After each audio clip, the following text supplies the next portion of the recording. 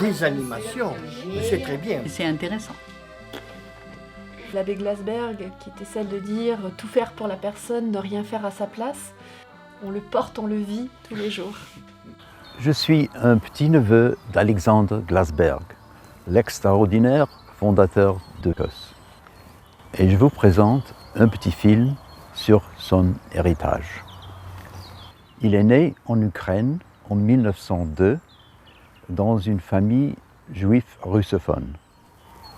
Il s'installe en France en 1932 et devient prêtre catholique. Pendant la période de Vichy, basé dans une paroisse de Lyon, il apporte une aide courageuse aux personnes qui avaient fui des régimes fascistes pour la France inoccupée.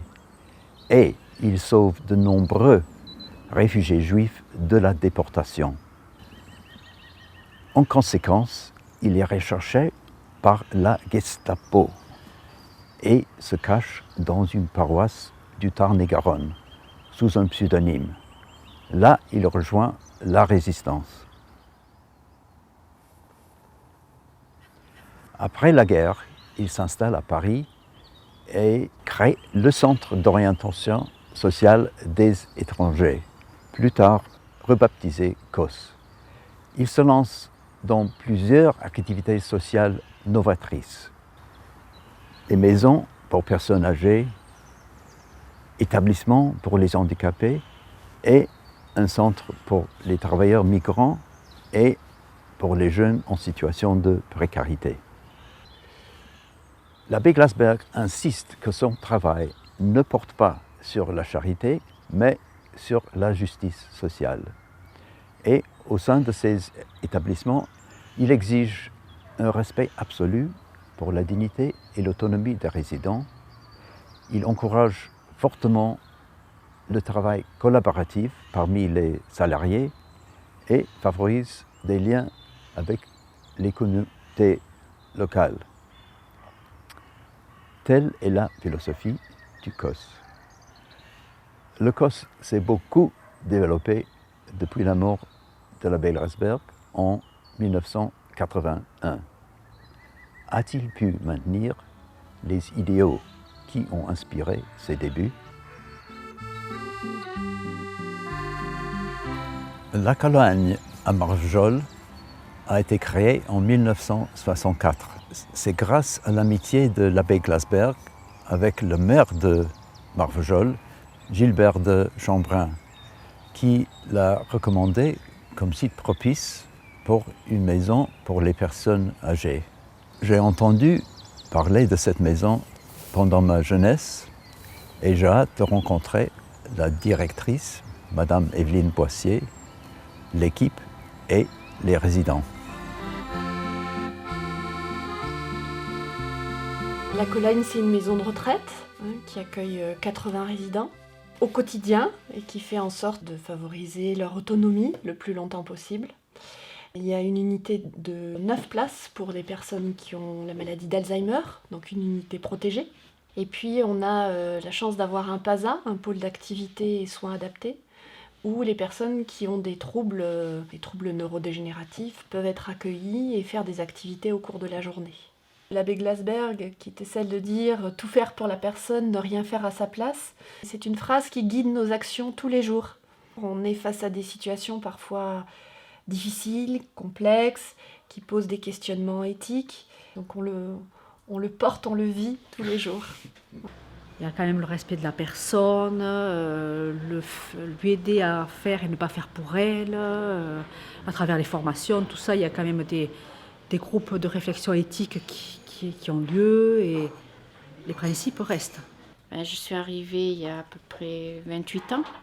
Donc moi quand je suis arrivée en 83. Depuis 20 ans. Donc voilà, si je suis encore là, c'est que le boulot me plaît. Et c'est cette équipe qui a, pour certains 20 ans, d'autres 13 ans, d'autres 10 ans d'ancienneté, puisqu'on a une équipe avec des anciens, mais aussi avec des gens tout récents, mais qui partagent cette façon de travailler.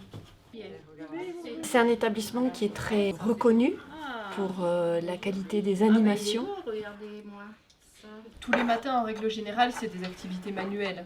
On a un atelier où les dames viennent librement en fait et travaillent en autonomie voilà, sur tous les matins de la semaine. Des animations, c'est très bien. C'est intéressant. Ce qu'on appelle le paillage.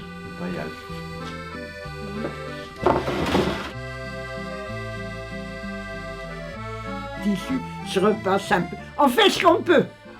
C'est le chef paillage, monsieur Sudre. Oui. Ah, le chef, oui. Oui, là, je voyais. Là. Ah, c'est vous. Oui. Et après les après-midi, on a soit des activités hebdomadaires qui reviennent, donc la danse, la chorale, l'accordéon. J'aime beaucoup l'accordéon. Et jeudi, nous allons manger au restaurant. Donc c'est une sortie importante. Voilà. Donc Edith viendra, Madame Vasseur viendra, vu qu'on a un car aménagé pour prendre tous les fauteuils, et le maximum. Voilà.